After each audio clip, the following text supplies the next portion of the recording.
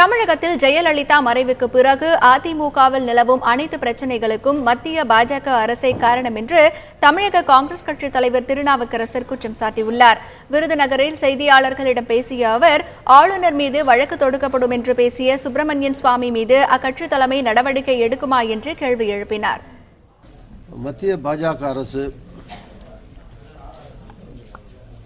அதிமுகவிலேயும் சரி, அதிமுக அரசிலேயும் சரி தலையிடுகிறது. பாரதிய ஜனதா கட்சிக்கு தமிழ்நாட்டிலே எந்தவிதமான அஸ்திவாரமும் இல்லாத காரணத்தினாலே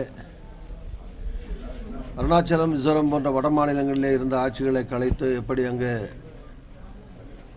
கொல்லைப்புற வாசல் வழியாக தங்களுடைய அதிகாரங்களை நிலைநாட்ட பிஜேபி அரசு முயற்சித்ததோ, அதுபோல தமிழ்நாட்டிலேயும் குழம்பிய குட்டையிலே அமரர் செல்வி ஜெயலலிதா அவருடைய மறைவுக்கு பின்னாலே இன்றைக்கு அதிமுக ஆட்சியிலேயும் கட்சியிலேயும் நிலவுகிற எல்லா பிரச்சனைகளுக்கும் பிஜேபி கட்சியும் பிஜேபி மத்திய அரசுமே காரணமாகும். பட் சுப்பிரமணிய சாமி சொல்றது சுப்பிரமணிய சாமியுடைய சொந்த கருத்துன்னு தமிழிசை சொல்றாங்க.